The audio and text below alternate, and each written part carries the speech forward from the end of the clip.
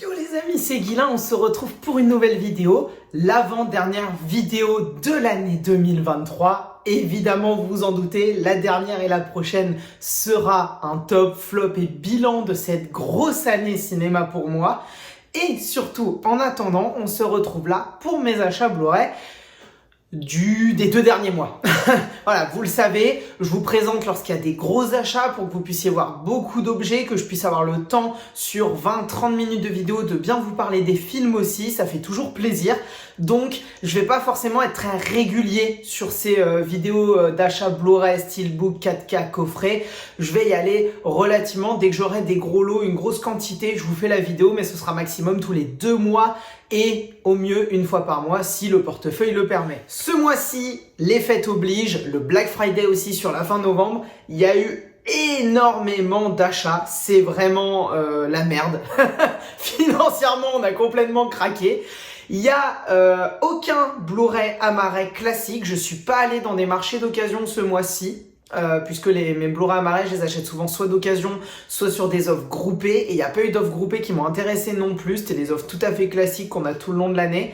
Il y a énormément de coffrets de films où là il y avait des belles réductions, surtout au niveau de la Fnac et d'Amazon, et après ça va être, vous allez voir, énormément de steelbook, dont un qui est arrivé pas plus tard que ce matin dans la boîte aux lettres, et un qui est arrivé hier, donc vraiment on est sur des arrivées très récentes. Et donc, avant ça, il y a juste 2 petites choses que je voulais vous montrer. À tout de suite. On commence donc avec ces 2 épisodes de série, donc Hippocrate saison 1 et saison 2. Comme vous le savez, je les avais achetés il n'y a pas très longtemps. Ça doit être l'avant-dernière vidéo, achat Blu-ray Steelbook si je me dis pas de bêtises. Et en fait, j'ai eu la chance pour le film Vincent doit mourir, dont la critique est disponible sur la chaîne, de rencontrer Karim Leclou. J'ai d'ailleurs une super sympa photo avec lui. Le gars est adorable, c'est vraiment, je suis fan de lui. Et donc, vu que, comme vous le savez, je suis un fan de la série Hippocrate, et que Karim Leclou joue à l'intérieur, il m'a dédicacé mes 2 Blu-ray. Donc les dédicaces sont pas sur l'emballage plastique. J'ai mis l'emballage parce que il pleuvait ce jour-là, donc ça permettait de tout de suite protéger pour pas que ça s'efface, mais c'est bien dessus avec un voilà pour Guilain Cinéma pour Guillaume, Karim Leclou, et puis là Karim Lec, juste sa signature sur le second. Donc super sympa pour lui, et je voulais donc juste vous les montrer puisque ça rentre un petit peu dans cette idée de collection globale. Mais donc, on va commencer tout de suite avec le premier film. C'est le dernier que j'ai reçu et je vous en parle tout de suite parce que je suis extrêmement déçu d'une chose et ça va être un petit moment coup de gueule. C'est le Steelbook de Gran Turismo. Donc voilà, Gran Turismo. Le film de Neil Blomkamp, vous le savez, j'ai acheté il n'y a pas très longtemps. Je veux faire la collection de ses films en Steelbook puisque c'est l'un de mes réalisateurs préférés. Et en termes de science-fiction, sûrement mon réalisateur préféré pour la carrière qu'il a. Et en fait, vous le voyez juste ici, le Blu-ray, je vais vous le montrer de plus près. Hop. Et juste là, vous le voyez. En fait, c'est pas du tout un reflet que vous voyez juste ici, c'est qu'il a un POC. Il a pris un énorme coup, il est complètement défoncé là, ça a été enfoncé et ici. Et en fait, j'ai vu énormément de gens se plaindre, donc c'était une édition Fnac. Et en fait, j'ai vu énormément de gens se plaindre que les méthodes de livraison de Fnac étaient devenues un petit peu plus dangereuses et qu'il y avait de plus en plus de POC et de problèmes sur les livraisons. J'avais pas encore été touché. Et bah là, pour Gran Turismo, c'est le cas. Vous allez le voir dans la vidéo Top Flop, mais je vous le dis pour ceux qui regardent celle-ci, c'est dans le top 10 des films de l'année. J'ai adoré Gran Turismo. J'étais extrêmement heureux de recevoir son support physique, de pouvoir me le refaire dans les meilleures conditions. Et je vous avoue que j'ai un vrai pincement au cœur de me dire qu'il a un POC. J'hésite même à acheter la seconde version, la rouge. Déjà parce que je la trouve tout aussi belle, surtout que celle-là, il y a peut-être un petit manque d'écriture, d'information. Il est quand même assez sobre au final. Mais que j'achète le second ou pas, je garderai celui-là parce que je suis pas quelqu'un qui suis là pour revendre, pour autre. C'est vraiment une collection personnelle. 100% des films que j'achète sont des films que j'aime ou qu'on m'a recommandé, qui sont dans un genre que je peux aimer, ou avec des acteurs, réalisateurs que j'aime. J'achète pas un film pour acheter un film. Je vais pas avoir tous les films Marvel, je vais pas avoir tous les films DC. Et donc effectivement, j'ai aussi cette attache, ce côté, je me le suis acheté à un moment où ça m'a fait plaisir parce qu'à un instant T, j'ai aimé le film. Même s'il a un POC, il fait partie de la collection. Il aura son histoire, comme chacun des films que j'ai. Et donc, Gran Turismo de Neil Blomkamp. Voyez-le si vous l'avez pas vu, c'est un super film sorti cette année. Mis à part celui-là, là, on va être sur une grosse quantité de steelbook. Là, vraiment, c'est que ça. Je crois qu'il y en a 5 ou 6. On va commencer par le premier. Je crois qu'il est en rupture de stock, si je dis pas de bêtises. C'est l'Armée des 12 singes, avec, donc je vous le montre de plus près, avec Bruce Willis, Brad Pitt et Madeleine Stowe, j'avais perdu son nom, de Terry Gilliam. Un superbe film qui a eu le droit à une magnifique réédition. Voilà, je vous le montre un petit peu des deux côtés, avec derrière donc ce logo de l'Armée des 12 singes. Un film d'ailleurs qui n'a pas de singes. J'étais assez surpris quand je l'avais découvert. Et je l'ai découvert il y a très peu de temps et je l'ai tout de suite adoré. J'ai vraiment été je suis tombé amoureux de ce film et quand l'édition a été annoncée, j'ai pas hésité, je l'ai précommandé à la seconde. C'est une édition, je veux pas dire de conneries, c'est pas ESC Distribution qui l'a fait, c'est... je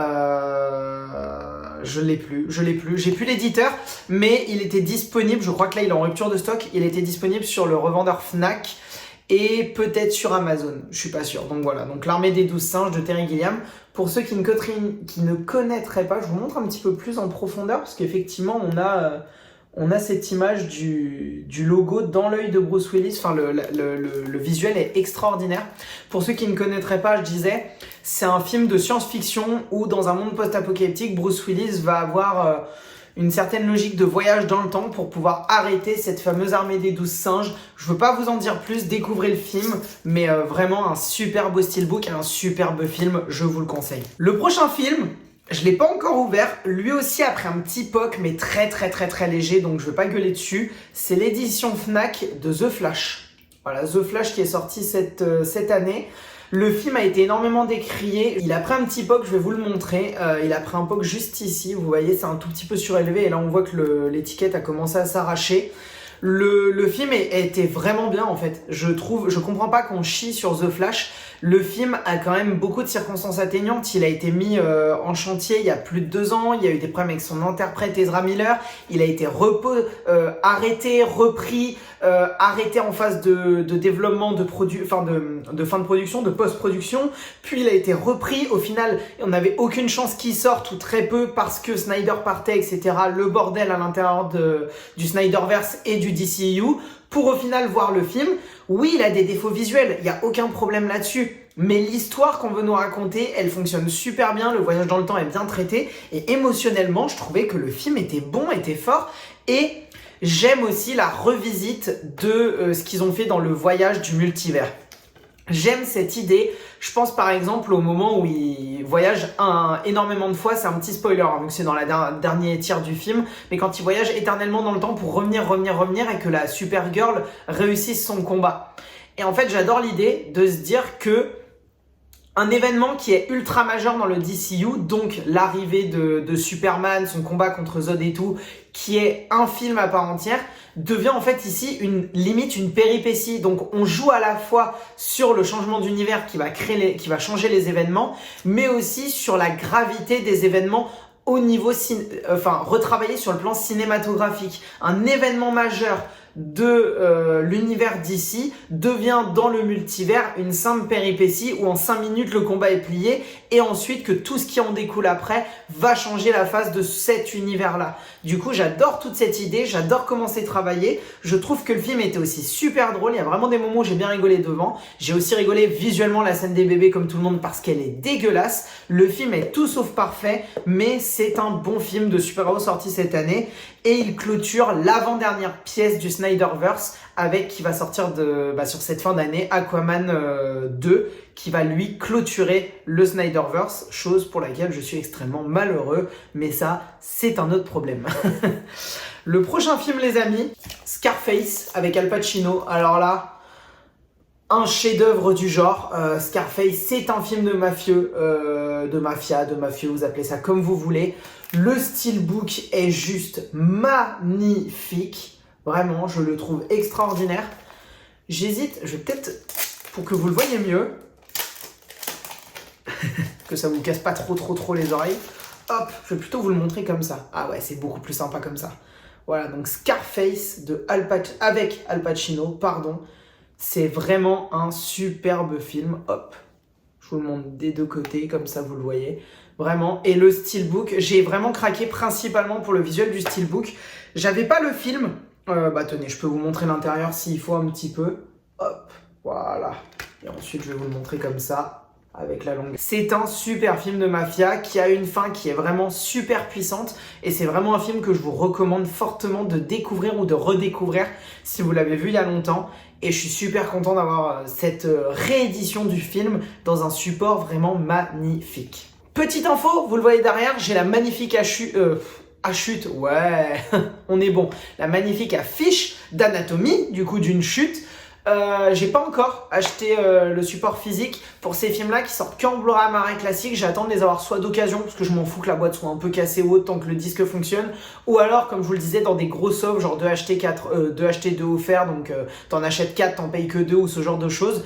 Donc effectivement pour les films français ou les plus petits films que j'ai adoré cette année, que j'ai beaucoup aimé même d'anciennes années, c'est ceux que j'achète souvent en Blu-ray. Donc Anatomie d'une chute je ne l'ai pas encore mais il arrivera très bientôt dans la collection. Lui je pense que vous l'avez vu à toutes les sauces, je vais pas le sortir de son étiquetage. C'est Barbie, la version bleue, effectivement. Il y avait donc pour le steelbook, je le précise, il y avait une version donc bleue, l'ensemble là, tout le contour derrière bleu, et une version rose où c'est un petit peu différent. Je crois pas que ce soit cette iconographie là de Barbie et de Margot Robbie et même derrière de Ken. Je préférais la bleue, voilà, ça c'est un goût totalement personnel et subjectif. Donc prenez celle qui vous fait plaisir.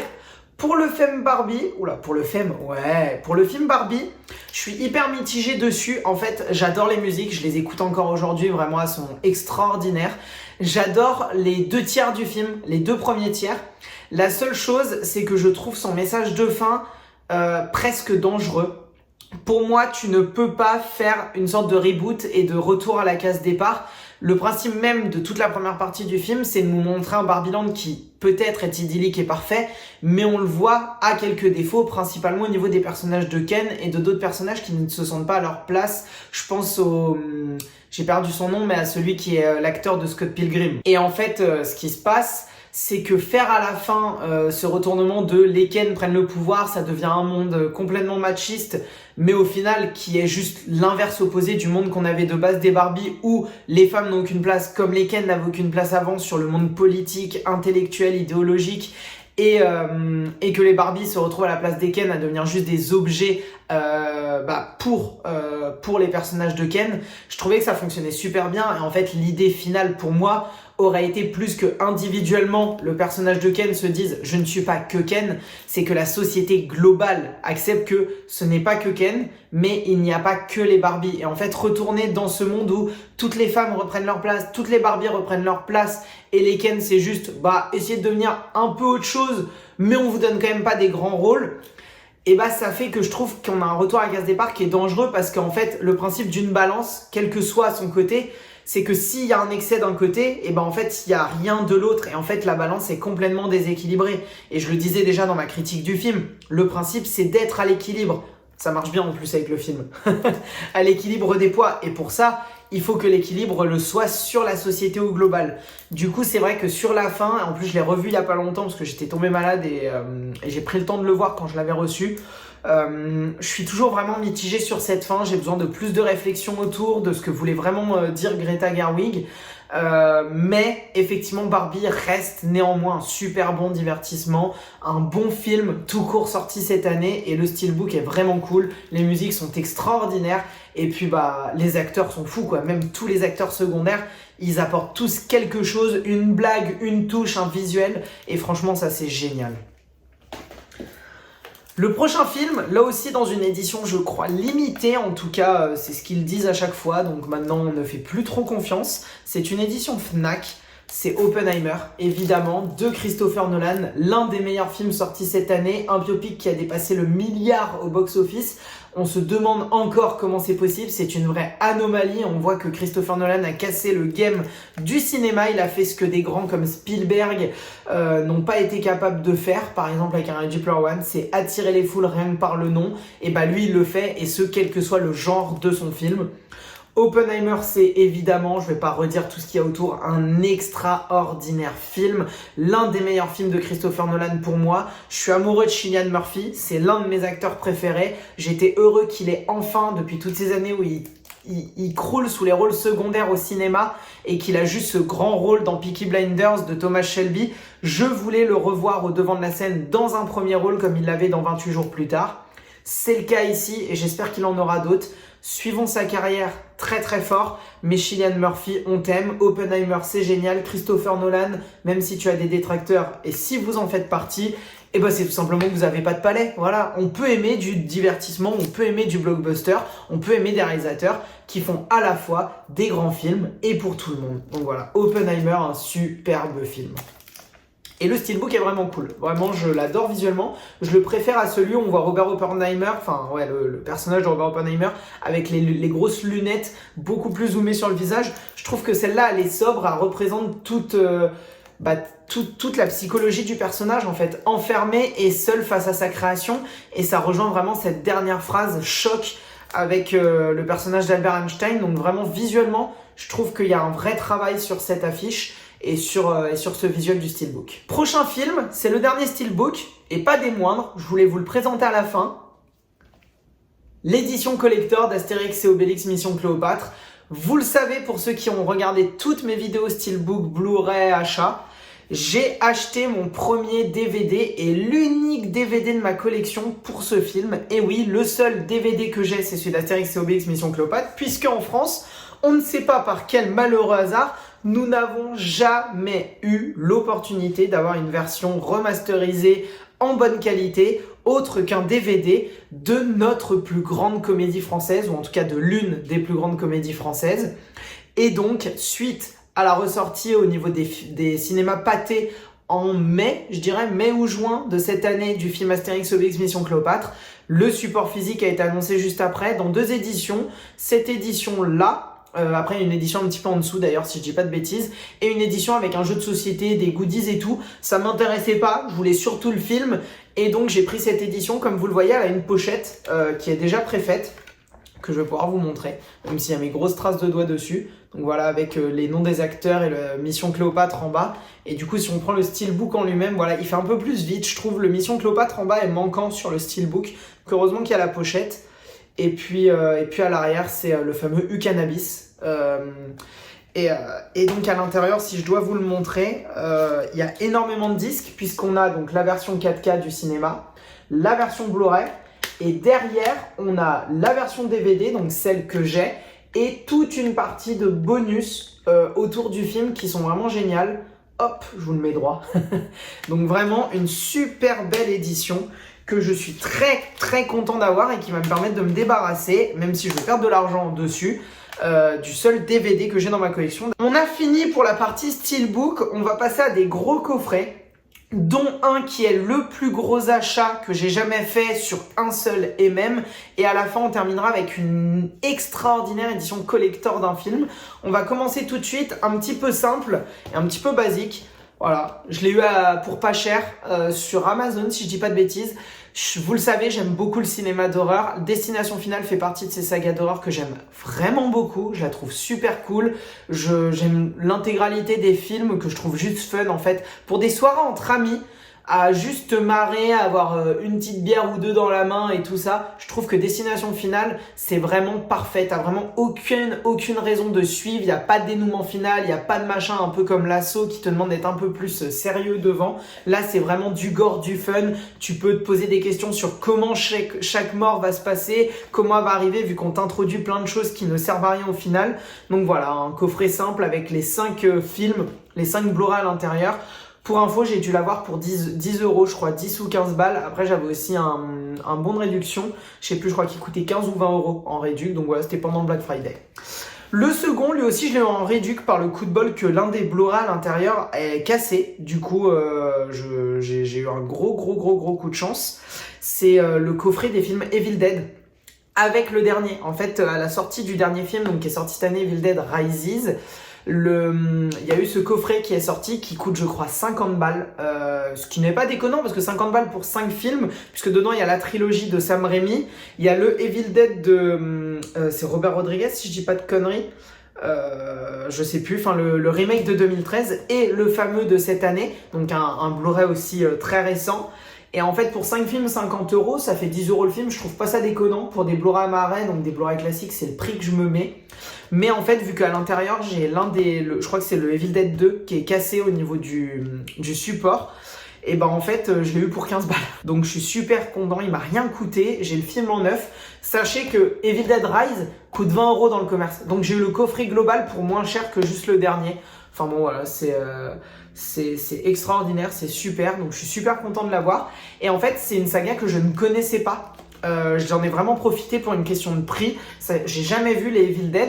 Et en fait, j'ai commencé par le dernier, puisque pour mes rattrapages de cette année, je me suis fait Evil Dead Rises là un jour. Et pour le coup, j'en parlerai pas dans mon top flop parce que c'est ni dans l'un ni dans l'autre. J'ai trouvé le film super sympa. Je connaissais un petit peu des visuels de la première trilogie Evil Dead et j'ai retrouvé des gimmicks, le coup de l'œil qui se fait envoyer, un certain style d'humour, un certain style visuel.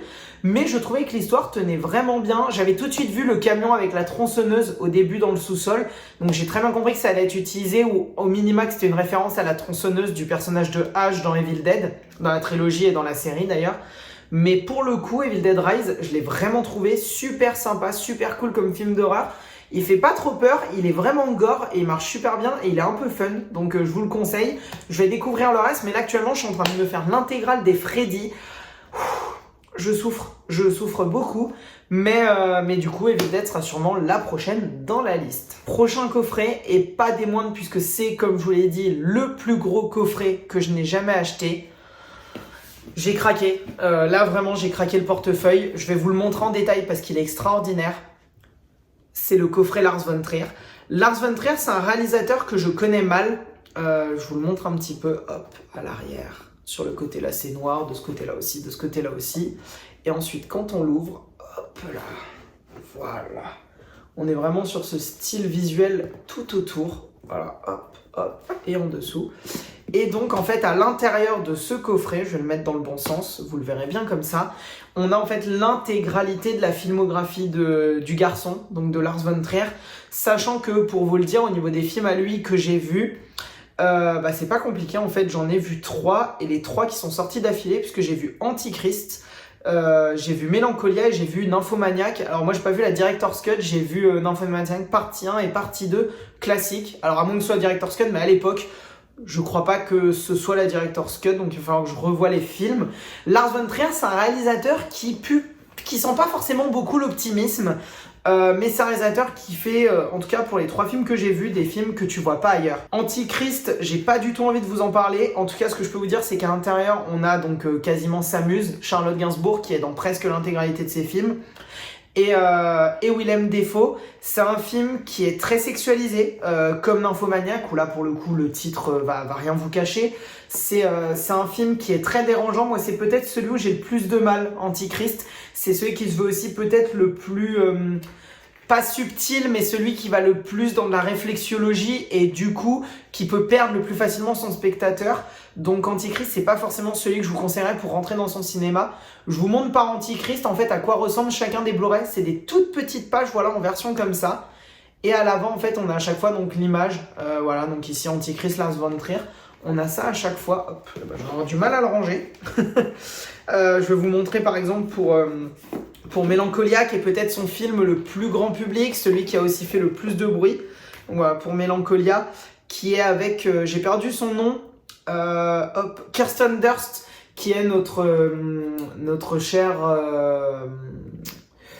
c'est pas Gwen Stacy, c'est l'autre, dans la trilogie Spider-Man, la copine de Spider-Man dans la trilogie de Sam Raimi. J'ai perdu son nom, mais c'est pas grave, ça me revient pas. Mais voilà, Mélancolia. Et puis voilà, donc toujours avec Charlotte Gainsbourg, avec la famille Skarsgård, enfin il y a Stellan et Alexander, on a également Charlotte Rampling, que j'aime beaucoup comme actrice, Charlotte Rampling. Donc voilà, il faut que je découvre l'intégralité de la filmographie du bonhomme.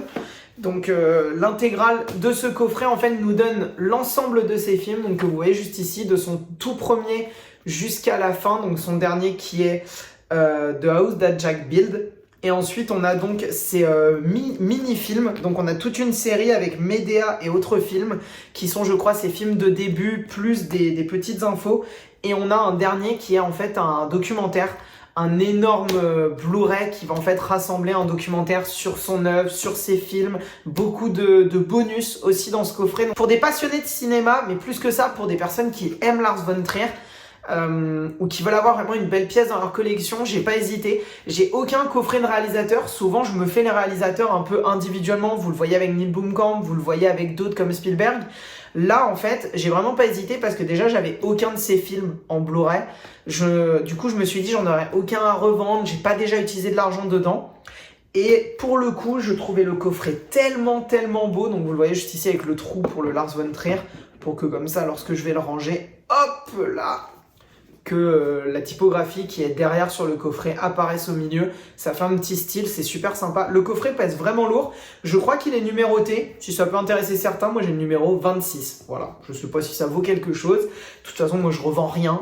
C'est uniquement pour de la consommation personnelle et avec mes proches. Pour terminer, là j'en suis vraiment très heureux. Presque autant que le coffret de Lars von Trier. C'est une magnifique édition qui a été faite par Joker Film. D'ailleurs, je crois que celui de tout à l'heure où j'avais un doute, c'était peut-être édité par Joker. Ouais, peut-être. Je sais plus. Enfin bon. C'est le film The Host. Donc c'est... Alors, je sais plus si c'est son premier, j'ai un doute. Mais c'est par Bong Joon-ho. Donc, il est très connu et vous avez sûrement vu le film Parasite, qui est sorti en 2018, qui a gagné la Palme d'Or au Festival de Cannes. Et énormément d'autres récompenses, qui avait fait également Memories of Murders, qui avait fait Okja, qui était sorti sur Netflix, qui avait fait beaucoup de bruit dans les années 2013-14, je dirais, à peu près, et bien d'autres films. N'hésitez pas à regarder, j'aime beaucoup le cinéma asiatique. The Host, c'est un film de monstre qui va traiter de beaucoup plus de choses que ça. C'est extraordinaire, The Host. J'aime beaucoup ce film. Et donc, on a eu une édition collector faite par Jokers, donc une maison d'édition française. Je vous la montre juste là. Comme vous le voyez, en beaucoup plus grand, si je vous prends un coffret à côté, il est voilà. Si je prends le coffret Evil Dead, il est beaucoup plus grand, un petit peu plus grand qu'un Steelbook ou un Blu-ray classique. Et en fait, à l'intérieur de ce coffret, donc voilà, je vous montre vraiment les illustrations parce qu'elles sont extraordinairement belles. Et en fait, à l'intérieur que je vous montre, on a tout simplement, donc là j'ai l'arrière avec les informations. Et en fait, on a donc 3 Blu-ray avec à l'intérieur donc des bonus. Je vais vous dire après ce que comprend les bonus. Et évidemment, le film est en Blu-ray en bas et en 4K en haut. Et au niveau des bonus, je vais vous dire tout ce qu'on a à l'intérieur. On a tout simplement donc la masterclass de Bong Joon-ho qu'il avait fait au Grand Rex quand il est venu cette année représenter son film juste avant la réédition, puisque c'est un film qui est repassé au cinéma, enfin au Grand Rex, avec la venue du réalisateur.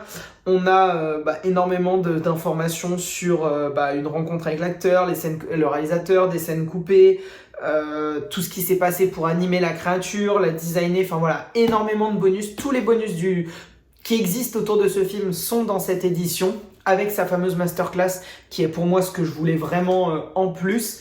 Et à côté, puisque vous le voyez, il est quand même épais. Hop là. Hop là. Je vais pouvoir vous la montrer tout de suite.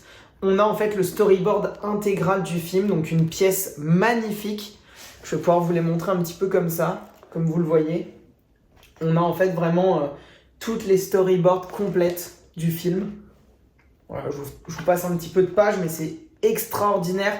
Pour des personnes qui s'intéressent un petit peu au cinéma, comment on travaille une œuvre, comment on travaille une scène, et franchement, c'est super intéressant. Vous voyez, là, on a par exemple des moments où il y a des discussions, un chien mord un homme, avec l'image du chien juste ici, le chaos. Alors là, c'est une pièce qui est sublime en tant que collectionneur.